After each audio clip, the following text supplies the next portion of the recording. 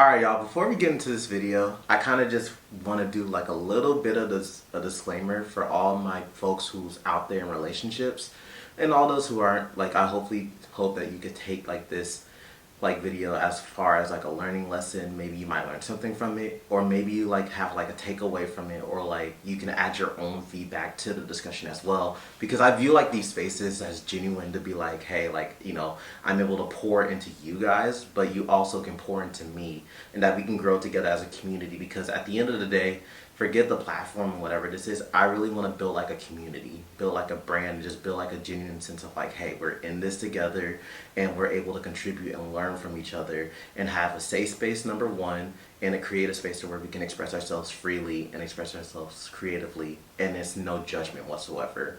Like, this is a safe space, a free space, and a non-judgmental space, because we've already have a lot of places to where like we have like judgmental spaces, and I just want to have like a space to where like when here and like starting to build a platform from the bottom up, from the bottom down and bottom to the bottom up, because I'm gonna make it there one day. I genuinely want to build like the platform to be like, hey, like I can, with D-Lou, I can express how I'm feeling and like give my 2 cents and takes, and not feel like I'm judged or criticized or ostracized or anything like that. So wanted to give this quick disclaimer. So without further ado, let's get into the video.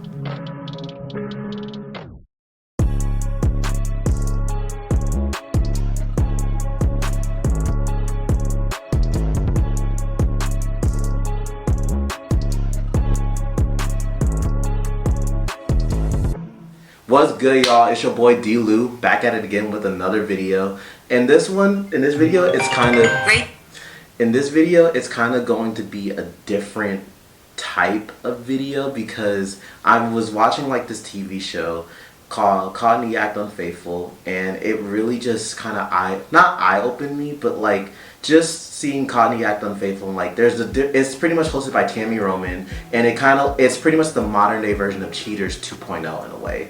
So if you guys don't know what Cheaters was a show back in like the late 1990s to the 2000s, to where it was hosted by Joey Greco, and then passed on to like Clark Gable, and then he tragically passed away, and then lastly it ended with Peter Pankey.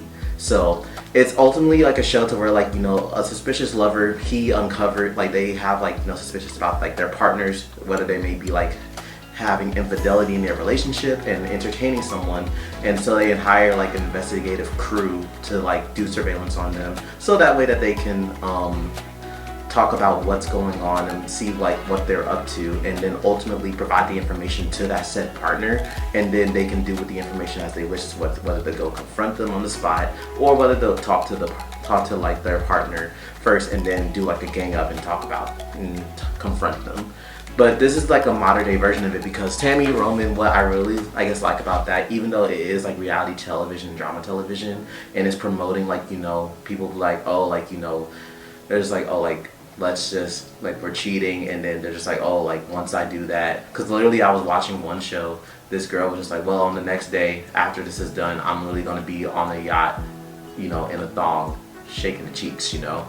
And it's just, in that place, like, you know, some people, I feel like some people are genuinely hurt by it, but like stuff like that too, it promotes like infidelity and like, you know, just moving on way too quickly, but like you may not be fully invested in it, and it just rubs me the wrong way. And I was just watching like, you know, like Caught in the Act of Double Life, which is like an off-brand series about like, you know, like suspicious lovers doing like, you know, living a double life, whether it be having a double life with kids, or having like, you know, whether they're scamming, or like they may be completely like bi, or, you know, swing for the same team, and then the partner finds out because they make a huge sacrifice, like, you know, pouring into a relationship. Because let's be honest with ourselves, guys, like a relationship is sacrifice. It's sacrifice because like you're pouring into another person, and like, you know, you're giving them your time, your effort, your energy, your money even in some cases, and like you're providing for them, because it's not a two-way street, you know. I mean, it's not a one-way street. It takes two to tango, and like for a healthy, successful relationship, you guys need to, like, it needs to be both sides are reciprocating and giving equal amounts. No side is giving more or less than the others. Like, one side can't be giving the whole, like, you know, 50, 60, 70%, and then the one side 20, 30, 40, 10%. Like, no. That's why, like, with me, I don't really do the whole 50-50 thing, because I'm like, if I'm invested into you, I'm giving 100. And this goes as far as like, you know, just relationships in general, like as far as friendships and just family dynamics in my relationship that I'm in. I'm giving 100 because I'm just like, if I show up for you, I expect you to show up for me in the same way, in that capacity. And granted, life does happen where like people, they go on, they have different things that like they go through an experience, but I really think like you get what you give in the same energy, like reciprocating, and like, you know, knowing that like if you're not reciprocating like that, then I don't want anything to do with it. But ultimately, what I'm trying to say, you guys, in this whole video is just talking about like, why do people cheat? Like, that's a genuine question of mine. Like, why do people cheat? Why do people feel like they need to step outside of their relationship and cheat with another partner, with another person, and not, instead of just ending the relationship and being like, hey, I don't think this is working, you know, there's a lot of problems that's happening, and like, you know, I think it's best if we go our separate ways. Boom, you just leave, and then that's it. You don't have to worry about stepping out and being, you know, being like a cheater, or like being and showing infidelity in your relationship. Is because I know there's a whole thing where it's just like, oh, men and women cheat for different reasons, and I want to go by it one by one and kind of break down, like, you know, like, I guess the specific reasons for like why men cheat and why women cheat, and go down and give my takes on it. So number one, what I often hear the most about like why men cheat is often because, like, you know, they're just like, oh, like they're physically like attracted to the woman that they see, and like if there's like problems at home, or like, you know, if they're not getting none, or like, you know, if the partner is not showing up in that type of way, or they're not being taken care of, like, you know, sexually, or just any way like how their partner would like show up for them, then they seek it elsewhere. And it's just like, if I'm not getting none there, then I might as well get some over there. Or if it's just like out with the night with the guys, sometimes they may, like, you know, have too much alcohol, or they may have like the synopsis to be like, oh, I want to have my cake and eat it too. And do I agree with this thing? Like, I agree it does happen, but does that make it right? Absolutely not. I am not a proponent for cheating, and I don't agree with the whole, oh, I want to have my cake and eat it too. I really think that it should just be one man, one woman, or however it may be, but one man, one woman, and you guys are in a healthy, faithful relationship where you guys practice honest communication, open communication, transparency, and opening the place to where it's like a safe place and a safe space for you guys to express and talk about these conversations, whether they be good, bad, or even if they're hard conversations, talking about them freely and not, you know, crashing out like young YNs right now. Because I see that that's a large proponent with, like, you know, relationships in general, where like people don't know how to communicate and express themselves like freely in their relationship, and it often ends with like people just colliding together, and then boom, eruption, and then they start crashing out on each other. And then with your clouded judgment, it often ends in, like, you know, making decisions that you wouldn't normally make, you know. So that's kind of like what I feel like why men cheat, because they're just like, hey, like, you know, I see what I like and I'm just gonna hit that, and that's probably gonna be it. Or maybe in the instance where it's just like, I want to have my cake and eat it too and have both, but it doesn't apply like that. And even if it does, like, you know, if you with a partner who's polyamorous, like, you know, if you're in a polyamorous relationship, like, that's gonna still like end up in disaster, at least in my opinion, because, like, you know, if you introduce, like, you know, if say like a man and a woman and they bring like another woman in the relationship, then obviously if you're having intercourse, or like, you know, when it comes to like disputes or arguments, you may favor one person and the other might feel like ostracized and be like, I feel like they're against me. And that proposes like, you know, conflict and like arguments within the relationship, and then it could cause significant problems moving forward. And I just don't think that it's the most logical and ethical like way to go about relationships. Now, let's get on with the women's side of why women often cheat. Women often cheat, at least from what I understand and having conversations with a lot of my female friends. They cheat because like it's either like an emotional thing where they feel like emotionally detached, or like, you know, they feel emotionally detached from like their partner, and even in some cases, you know, they're not doing anything in bed and they're not being like fulfilled, like, you know, and satisfied in that aspect. But mostly it comes from like an emotional component to where, like, you know, they're just like, I'm not being fulfilled, so therefore I'm going to look for it elsewhere, and often another partner, whether it be another man, and in some cases even another woman, you know. So that's why I kind of think like why women cheat, although there may be a plethora of different other reasons that I may not be aware of. So make sure to drop them down below about why women cheat, because I'm only aware of like what I've been told and what I've kind of seen and observed, you know. So I really think like the notion of the whole cheating thing, it doesn't, at least for me, it doesn't make sense, because I'm just like, if you want to cheat, just leave the relationship and be like, hey, this isn't gonna work. I'll just end it there. And like, you know, I hope you have the best luck, and like, you know, you do well in your future endeavors. But like, as far as you and me, we just gonna dead it right then and there. It doesn't make sense. Just cut it. But I know people, they often just like, you know, but like, they want to hold on and like try to make it work. But I feel like, in my honest opinion, sometimes it may be like related to like some cases of like trauma bonding, where like you guys go through stuff and then like you form a relationship, and then when you know, like you see the red flags and it's toxic, and like, you know, it's showing that like, hey, it's bad from the get-go. Some people don't want to let it go because that's all that they know, either like, you know, trauma bonding, or just like, well, I grew with this person and like, you know, you're able to make it work.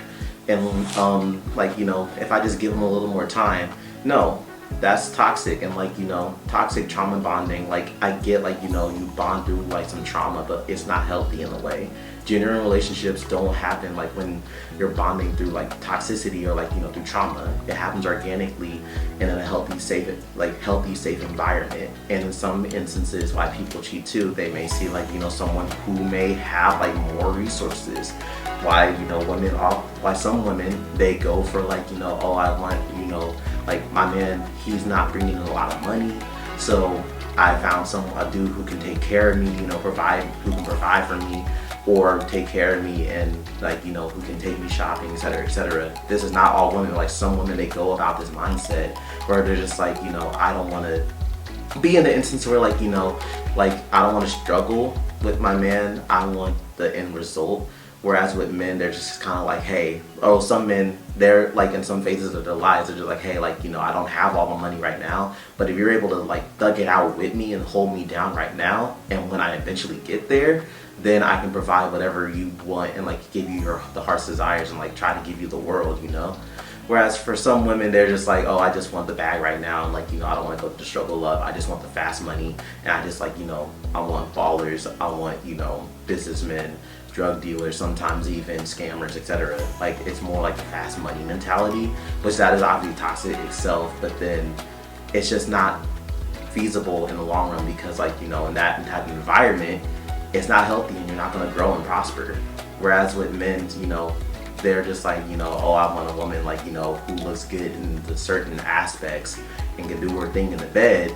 But, you know, even with that, you know, sometimes with men, we can be blindsided by like, you know, the outward appearance and not look what's in the heart, you know? Like, see, like, what does a woman, like, you know, what's the content of her character? How does she take care of her mind? You know, like, does she read, or like, you know, does she read the Bible? How does she take care of herself? Is she healthy? You know, what type of healthy habits does she practice? Is she family oriented, you know? Like, what's the relationship look like with their parents? Does she have any siblings? Like, is she good with kids, or does she want kids? And asking like the essential questions from the get-go, and being like, hey, like, you know, cut the small talk, but like, obviously build some small talk if that's your flow. But for me, I'm just like, cut the small talk, let's get down to business. You know, I want to know, like, you know, like, what's your religion even? What's your religion? You know, what's your standpoint on this? What's your standpoint on that?